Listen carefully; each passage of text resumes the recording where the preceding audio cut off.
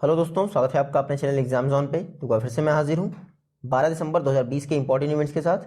आप पूरा वीडियो ध्यान से देखिएगा क्योंकि लास्ट में आपको 2 क्वेश्चंस के जवाब देने हैं। आज का पहला क्वेश्चन है, शेख सबाह अल अहमद किस कंट्री के दोबारा प्राइम मिनिस्टर अपॉइंट किए गए हैं? तो शेख सबाह अल अहमद कुवैत के, कहाँ के? कुवैत के दोबारा प्राइम मिनिस्टर बन गए हैं। ये देखिए, ये हैं शेख सबाह अल अहमद। रिसेंटली ये कुवैत के दोबारा प्राइम मिनिस्टर बन गए हैं। ये देखिए मैप में कुवैत, ये है यहाँ पे छोटा सा कुवैत। कुवैत की कैपिटल आपको पता ही होगी, कुवैत सिटी। करेंसी क्या है? कुवैती दीनार। और रिसेंटली यहाँ के प्राइम मिनिस्टर वापस कौन बन गए हैं? शेख सबाह अल अहमद। तो आप यहाँ देखिएगा। नया क्वेश्चन देखते हैं, स्काइलोटेक इंडिया ये वर्ल्ड का फर्स्ट NB-IoT नेटवर्क डेवलप कर रहा है। आपको बताना है किस टेलीकॉम कंपनी के साथ मिलकर स्काइलोटेक इंडिया वर्ल्ड का पहला narrow band internet of things network को डेवलप कर रहा है। तो स्काइलोटेक इंडिया BSNL के साथ मिलकर, किसके साथ? भारत संचार निगम लिमिटेड के साथ मिलकर वर्ल्ड का पहला NB-IoT नेटवर्क डेवलप कर रहा है। देखिए, जो NB-IoT नेटवर्क होता है ये satellite based narrow band internet of things network होता है।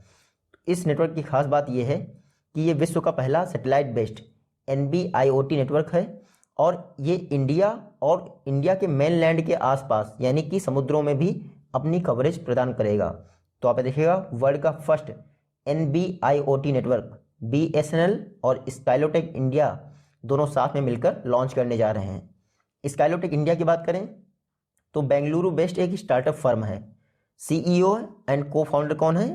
पार्थ सारथी त्रिवेदी। नया क्वेश्चन देखते हैं, RK माथुर द्वारा लद्दाख लिटरेचर फेस्टिवल यानी लद्दाख साहित्य उत्सव का कौन सा एडिशन ऑर्गेनाइज किया गया है? इनॉग्रेट किया गया, सॉरी।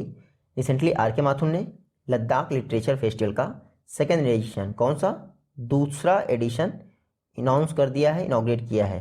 RK माथुर लद्दाख के लेफ्टिनेंट गवर्नर हैं। इनके द्वारा लद्दाख लिटरेचर फेस्टिवल इसका सेकेंड एडिशन इनॉग्रेट किया गया है।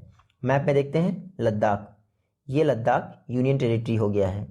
देखिए, अभी लद्दाख में 2 डिस्ट्रिक्ट हैं, एक है लेह और दूसरा है कारगिल।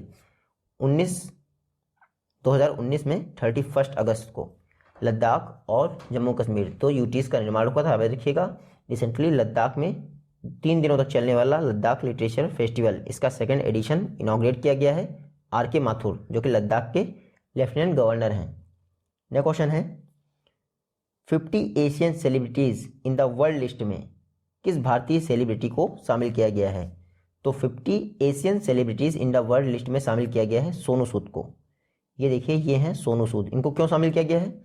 कोविड-19 रिलेटेड एफर्ट्स के लिए सोनू सूद को वर्ल्ड की 50 एशियन सेलिब्रिटीज की लिस्ट में शामिल किया गया है। और ये जो 50 एशियन सेलिब्रिटीज की लिस्ट है इसको UK ईस्टर्न आई न्यूज़पेपर द्वारा पब्लिश किया था। किसके द्वारा? UK बेस्ड ईस्टर्न आई न्यूज़पेपर द्वारा ये 50 Asian celebrities in the world list को पब्लिश किया जाता है, जिसमें सोनू सूद को इस बार शामिल किया गया है। नया क्वेश्चन देखते हैं, इंटरनेशनल माउंटेन डे ये किस डेट को ऑब्जर्व किया जाता है? तो इंटरनेशनल माउंटेन डे ये प्रत्येक वर्ष 11 दिसंबर को, कब? 11 दिसंबर को ऑब्जर्व किया जाता है। इस बार का जो इंटरनेशनल माउंटेन डे था इसका थीम क्या था? इसका थीम था माउंटेन बायोडाइवर्सिटी। क्या था थीम? Mountain biodiversity. 11 दिसंबर को ही यूनिसेफ डे भी ऑब्जर्व किया जाता है। क्यों? क्योंकि यूनिसेफ जो है स्थापना इसकी हुई थी मेरे ख्याल से 1946 को। 11 दिसंबर 1946 को यूनिसेफ की भी स्थापना हुई थी, इसीलिए 11 दिसंबर को यूनिसेफ डे और इंटरनेशनल माउंटेन डे दोनों एक साथ में मनाए जाते हैं। नेक्स्ट क्वेश्चन देखते हैं, JVPC joint venture protective carbine इसको सक्सेसफुली किसके द्वारा टेस्ट किया गया है? तो ज्वाइंट वेंचर प्रोटेक्टिव कार्बाइन इसको सक्सेसफुली टेस्ट किया गया है DRDO द्वारा। देखिए, जो ज्वाइंट वेंचर प्रोटेक्टिव कार्बाइन है ये गैस ऑपरेटेड ऑटोमेटिक वेपन है, एक तरह की मशीन गन है। इसकी इफेक्टिव रेंज क्या है? तो 100 मीटर है इसकी इफेक्टिव रेंज। जो 2020 का डिफेंस एक्सपो हुआ था लखनऊ में, उसमें पहली बार JVPC को डिस्प्ले किया गया था। तो आप देखिएगा, और जो JVPC है इसको स्मॉल आर्म फैक्ट्री कानपुर में मैन्युफैक्चर किया जा रहा है। हालांकि DRDO ने डेवलप किया था JVPC joint venture protective carbine machine gun को। DRDO की बात करें तो defence research and development organisation स्थापना कब हुई थी? 1958 में। डीआरडीओ का मोटो याद रखिएगा, बलत से मूलम विज्ञानम, strength origin is in science. और इस समय डीआरडीओ के चेयरपर्सन कौन है? जी सतीश रेड्डी। डीआरडीओ का हेडक्वार्टर कहाँ है? न्यू दिल्ली में। यह क्वेश्चन है, इंडिया ने किस सेंट्रल एशियन कंट्री के साथ अपनी फर्स्ट वर्चुअल बायलैटरल समिट को ऑर्गेनाइज किया है? तो रिसेंटली इंडिया ने उज्बेकिस्तान के साथ, किसके साथ? उज्बेकिस्तान के साथ रिसेंटली वर्चुअल बायलैटरल समिट को ऑर्गेनाइज किया है। Uzbekistan first central Asian country है जिसका इंडिया की वर्चुअल बायलैटरल समिट ऑर्गेनाइज की गई है। अगर आपसे एग्जाम में पूछें कि इंडिया की फर्स्ट वर्चुअल बायलैटरल समिट किसके साथ हुई थी, तो ऑस्ट्रेलिया के साथ हुई थी। लेकिन अगर सेंट्रल एशियन कंट्रीज की बात करें तो Uzbekistan first central Asian country है जिसके साथ इंडिया की first virtual bilateral summit organise की गई है। अच्छा, इंडिया की तरफ से किसने रिप्रेजेंट किया होगा इंडिया को? जायज़ है, क्योंकि वर्चुअल बायलैटरल समिट है तो प्राइम मिनिस्टर मोदी ने रिप्रेजेंट किया इंडिया को। वहीं उज्बेकिस्तान को प्राइम मिनिस्टर शौकत मिर्जियोयेव ने रिप्रेजेंट किया। उज्बेकिस्तान आप यहाँ मैप में देख लीजिए, ये है उज्बेकिस्तान। कैपिटल क्या है? ताशकंद। करेंसी क्या है? उज्बेकिस्तानी सोम। और प्राइम मिनिस्टर कौन है? अभी मैंने आपको बताया, शौकत मिर्जियोयेव, जिनके साथ पीएम मोदी ने first virtual bilateral summit attend की है। नया क्वेश्चन देखते हैं, नेशनल सेंटर फॉर दिव्यांग एम्पावरमेंट। नेशनल सेंटर फॉर दिव्यांग एम्पावरमेंट, नेशनल की स्पेलिंग आप चेक कर लीजिएगा, गलत है ये। नेशनल सेंटर फॉर दिव्यांग एम्पावरमेंट, इसको इनॉग्रेट किया गया है किस इंडियन सिटी में? तो इसको इनॉग्रेट किया गया है हैदराबाद में। रिसेंटली हमारे जो जी किशन रेड्डी हैं, minister of state for defence ministry, sorry home ministry, इनके द्वारा हैदराबाद में NCDE नेशनल सेंटर फॉर दिव्यांग एम्पावरमेंट को इनॉग्रेट किया गया है। ये जो NCDE है, नेशनल सेंटर फॉर दिव्यांग एम्पावरमेंट, इसका मेन पर्पस क्या है? ऐसे सोल्जर्स जो किसी भी युद्ध के दौरान या ड्यूटी के दौरान इंजर्ड हो जाते हैं, उनकी देख रेख की जाएगी यहाँ पर, यानी कि उनकी रीस्किलिंग की जाएगी, रिहेबिलिटेशन किया जाएगा। तो इसके लिए नेशनल सेंटर फॉर दिव्यांग एम्पावरमेंट हैदराबाद में सेटअप किया गया है। यहाँ पर देखिएगा, क्योंकि CRPF द्वारा ऑपरेशनल होगा यानी रन किया जाएगा इस सेंटर को। तो CRPF की बात कर लेते हैं, सेंट्रल रिजर्व पुलिस फोर्स। 1939 में स्थापना हुई थी। हेडक्वार्टर कहाँ है? न्यू दिल्ली में। वर्तमान में CRPF के डायरेक्टर जनरल कौन है? RR भटनागर। और CRPF का मोटो क्या है? सेवा और निष्ठा। नया क्वेश्चन देखते हैं, 14th आसियान डिफेंस मिनिस्टर की मीटिंग प्लस को रिसेंटली किस कंट्री द्वारा होस्ट किया गया है? जो आसियान के डिफेंस मिनिस्टर हैं उनकी मीटिंग को मोस्टली मीटिंग प्लस कहा जाता है। तो इस मीटिंग प्लस को होस्ट किया गया है वियतनाम। वियतनाम की कैपिटल हनोई में इस बार 14th आसियान डिफेंस मिनिस्टर यानी कि मीटिंग प्लस को होस्ट किया गया है। अच्छा, क्योंकि ये डिफेंस मिनिस्टर की मीटिंग है तो इसमें इंडिया को किसने रिप्रेजेंट किया है? तो राजनाथ सिंह ने रिप्रेजेंट किया है। यहाँ पे देखिएगा, 14th ASEAN defence minister meeting plus Hanoi Vietnam में इसको ऑर्गेनाइज किया गया है। यहाँ पे देखिएगा, आसियान की बात करें तो मैप में देख लीजिए, ये आसियान ग्रुप के मेंबर कंट्रीज़ हैं। टोटल 10 मेंबर हैं आसियान में। स्थापना कब हुई थी? 1967 में। सिंगापुर में स्थापना हुई थी। हेडक्वार्टर इसका जकार्ता इंडोनेशिया में है। और वर्तमान में आसियान के सेक्रेटरी जनरल कौन है? लिम जॉक होई। नया क्वेश्चन देखते हैं, इंडियन ओशन आइसलैंड गेम, इसका 11th एडिशन किस कंट्री में होस्ट किया जाएगा या फिर किस कंट्री द्वारा होस्ट किया जाएगा? तो इंडियन ओशन आइसलैंड गेम्स का 11th एडिशन मेडागास्कर में होस्ट किया जाएगा। आपको ये भी याद रखना है, इंडियन ओशन आइसलैंड गेम्स का जो 11th एडिशन है वो 2023 में ऑर्गेनाइज होगा। कब ऑर्गेनाइज होगा? 2023 में इंडियन ओशन आइसलैंड गेम का 11वां एडिशन ऑर्गेनाइज किया जाएगा। इससे पहले 2019 में 2019 में इसको मॉरिशस द्वारा होस्ट किया गया था। ये जो इंडियन ओशन आइसलैंड गेम्स है इसको ऑर्गेनाइज कौन करता है? तो इंटरनेशनल ओलंपिक कमेटी इसको ऑर्गेनाइज करती है। 1979 में पहला एडिशन हुआ था इंडियन ओशन आइसलैंड गेम्स का, तो आप ये भी याद रखिएगा। बात करें अगर इंटरनेशनल ओलंपिक कमेटी की तो 1894 में इसकी स्थापना हुई थी। उसके बाद यानी एक साल बाद ही पहले ओलंपिक खेले गए थे 1986 में। वर्तमान में इंटरनेशनल ओलंपिक कमेटी के हेड कौन है? प्रेसिडेंट। तो थॉमस बॉक इसके प्रेसिडेंट हैं। और इंटरनेशनल ओलंपिक कमेटी का हेडक्वार्टर कहाँ है? लोसाने, स्विट्जरलैंड में। नया क्वेश्चन देखते हैं, Annika Sorenstam recently International Golf Federation की प्रेसिडेंट अपॉइंट की गई हैं। आपको बताना है अनिका सोरेस्टॉम किस कंट्री से बिलोंग करती हैं? तो अनिका सोरेस्टॉम ये बिलोंग करती हैं स्वीडन से। कहाँ से बिलोंग करती हैं? स्वीडन से। ये देखिए, ये हैं अनिका सोरेनस्टॉम, ये गोल्फ की छड़ पकड़ रखी है इन्होंने अपने हाथ में, और ये बिलोंग करती हैं स्वीडन से। आप देखिएगा रिसेंटली अनिका सोरेनस्टॉम को इंटरनेशनल गोल्फ फेडरेशन का प्रेसिडेंट अध्यक्ष चुना गया है, जो कि स्वीडन से बिलोंग करती हैं। वहीं अगर अनिका सोरेनस्टॉम की बात करें तो इन्होंने पीटर डॉबसन को रिप्लेस कर दिया। किसको? पीटर डॉबसन को रिप्लेस कर दिया है। इंटरनेशनल गोल्फ फेडरेशन 1985 यानी कि 58 जब आपके DRDO की स्थापना हुई थी तभी इसकी भी स्थापना हुई थी। इंटरनेशनल गोल्फ फेडरेशन का भी हेडक्वार्टर वहीं है जहाँ पे इंटरनेशनल ओलंपिक कमेटी का हेडक्वार्टर है, यानी लोसाने, स्विट्जरलैंड में। नेक्स्ट क्वेश्चन है 100% ऑर्गेनिक स्टेट, यानी सिक्किम के बाद 100% ऑर्गेनिक स्टेट स्टेटस किस इंडिया के स्टेट या यूटी को मिली है? तो रिसेंटली लक्षद्वीप इंडिया में सेकंड स्टेट या फिर यूटी हो गया है। अगर फर्स्ट यूटी की बात करें तो फर्स्ट यूनियन टेरिटरी हो गया है लक्षद्वीप, जिसको 100% ऑर्गेनिक स्टेटस मिला है। यानी कि जितना भी एग्रीकल्चर होता है लक्षद्वीप में उसमें 100% ऑर्गेनिक एक्टिविटी को यूज़ किया जाता है। सिक्किम वर्ल्ड का पहला ऑर्गेनिक स्टेट है, आप देखिएगा। अब सिक्किम के बाद लक्षद्वीप, वो भी इंडिया में ही 100% ऑर्गेनिक स्टेटस इसको प्रोवाइड की गई है। लक्षद्वीप की बात करें तो यहाँ देखिए ये है मैप में लक्षद्वीप। कैपिटल क्या है इसकी? कावारत्ती। हालांकि कई सारे छोटे छोटे टापूज से मिलकर बना है लक्षद्वीप। इसको रिसेंटली 100% ऑर्गेनिक स्टेटस मिल गया है, जो कि एक यूनियन टेरिटरी है। लक्षद्वीप के इस समय एडमिनिस्ट्रेटर कौन है? दिनेश्वर शर्मा लक्षद्वीप के एडमिनिस्ट्रेटर हैं, आप देखिएगा। नेक्स्ट क्वेश्चन है किस स्टेट गवर्नमेंट द्वारा अनाउंस किया गया है कि वो ताजपुर में एक डीप सी पोर्ट बनाया गया? तो ताजपुर में डीप सी पोर्ट बनाया जाएगा वेस्ट बंगाल के द्वारा। किसके द्वारा? वेस्ट बंगाल के द्वारा ताजपुर में डीप सी पोर्ट बनाया जाएगा, आप देखिएगा। वेस्ट बंगाल गवर्नमेंट की बात करें तो ये है मैप में वेस्ट बंगाल। रिसेंटली इन्होंने दुआरे सरकार कैंपेन लॉन्च किया था, तो आपको ये भी याद रखना है। उसके बाद एक ब्रिज था यहाँ पर जिसका नाम बदलकर जय हिंद ब्रिज रख दिया गया था, तो आपको ये भी याद रखना है। तो वेस्ट बंगाल गवर्नमेंट ने रिसेंटली अनाउंस किया है कि वो ताजपुर में एक डीप सी पोर्ट बनाएगा। तो ताजपुर डीप सी पोर्ट कहाँ बन रहा है? वेस्ट बंगाल में बन रहा है। ममता बनर्जी ने लॉन्च कर दिया है। ये वेस्ट बंगाल का पहला डीप सी पोर्ट होगा। अभी तक वेस्ट बंगाल में एक भी डीप सी पोर्ट नहीं है।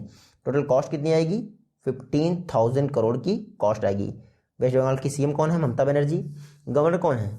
जगदीप धनखड़। और जो वेस्ट बंगाल की कैपिटल है कोलकाता, ये हुगली नदी के किनारे है। नेक्स्ट क्वेश्चन है रिसेंटली जो फोर्ब्स की वर्ल्ड की मोस्ट 100 पावरफुल वुमेन्स की लिस्ट जारी हुई है, इसको किसने टॉप किया है? तो वर्ल्ड की 100 मोस्ट पावरफुल वुमेन लिस्ट को टॉप किया है एंजेला मर्कल ने। किसने टॉप किया है? एंजेला मर्कल ने टॉप किया है। ये जर्मनी की चांसलर हैं। जैसे हमारे यहाँ प्राइम मिनिस्टर होता है हेड ऑफ द गवर्नमेंट, वैसे जर्मनी में चांसलर होता है हेड ऑफ द गवर्नमेंट। ये हैं एंजेला मर्कल। फोर्ब्स की world 100 most powerful women list को टॉप कर दिया है एंजेला मर्कल ने। आप याद रखिएगा। सेकंड नंबर पे कौन आया है?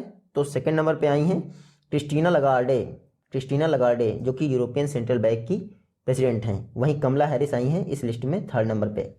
देखिए जो फोर्ब्स ने वर्ल्ड 100 मोस्ट पावरफुल वुमेन्स की लिस्ट जारी की है, इसमें हमारी निर्मला सीतारमण 41 प्लेस पे है। कौन से? 41वें प्लेस पे है निर्मला सीतारमण। लास्ट ईयर 2019 में निर्मला सीतारमण की रैंक थी 34th।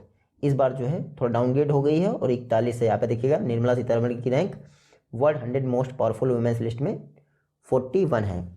अच्छा, फोर्ब्स जो है इस लिस्ट को रिलीज करता है, तो आप देखिएगा फोर्ब्स जो है US बेस्ड एक मैगजीन है।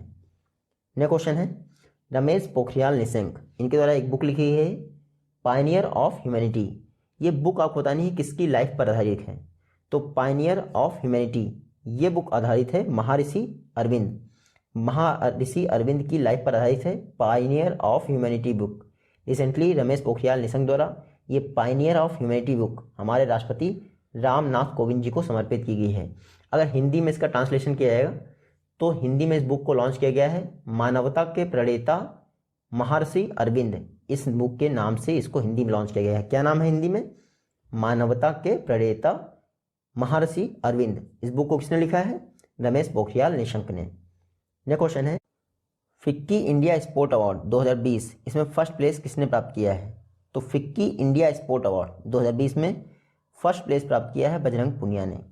बजरंग पुनिया आप सभी को पता होगा रेसलर हैं, यानी कुश्ती के लिए खेलते हैं। Recently FICCI India sport award 2020 की घोषणा की गई, जिसमें फर्स्ट प्लेस बजरंग पुनिया ने प्राप्त किया है। बजरंग पुनिया हरियाणा के झज्जर से बिलोंग करते हैं, यहाँ पर देखिएगा। फिक्की की बात करें तो फुल फॉर्म आप देख लीजिए, federation of Indian chambers of commerce and industry. FICCI की स्थापना 1927 में हुई थी। महात्मा गांधी जी की सलाह पर जीडी बिरला और पुरुषोत्तम दास ठाकुर, इन्होंने फिक्की की स्थापना की थी। हेडक्वार्टर न्यू दिल्ली में है।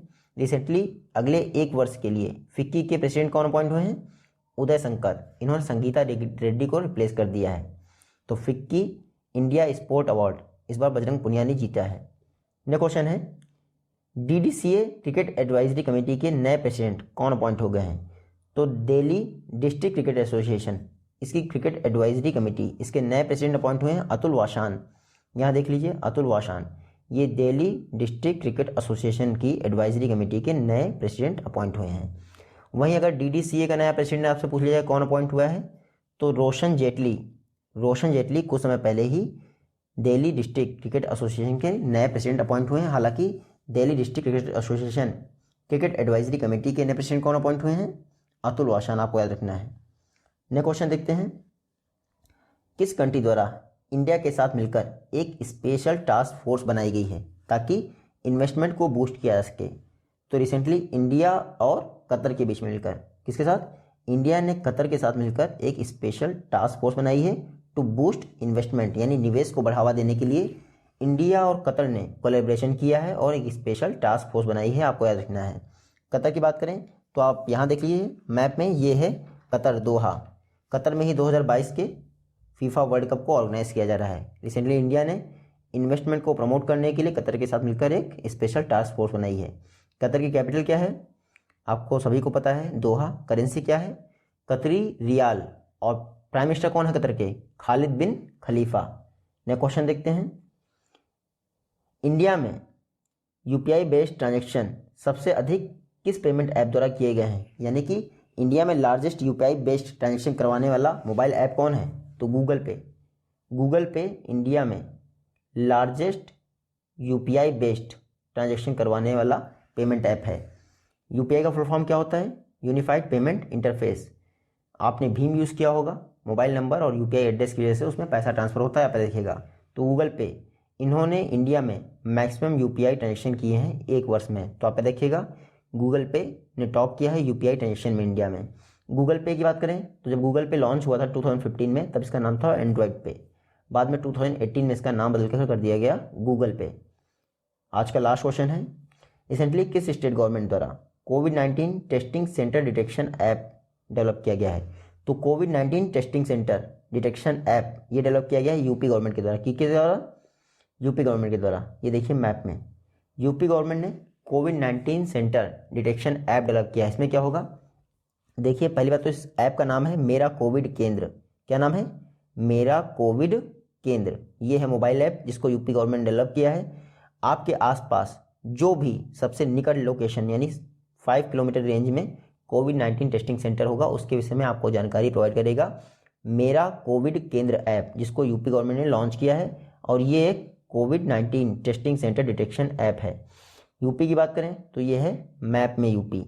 रिसेंटली यूपी गवर्नमेंट ने कुछ समय पहले ही 800 किलोमीटर के हर्बल रोड प्रोजेक्ट को लॉन्च किया गया था। और सैमसंग जो है अपनी एक मोबाइल मैन्युफैक्चरिंग यूनिट यूपी के नोएडा में स्थापित कर रहा है। सीएम कौन है यूपी के?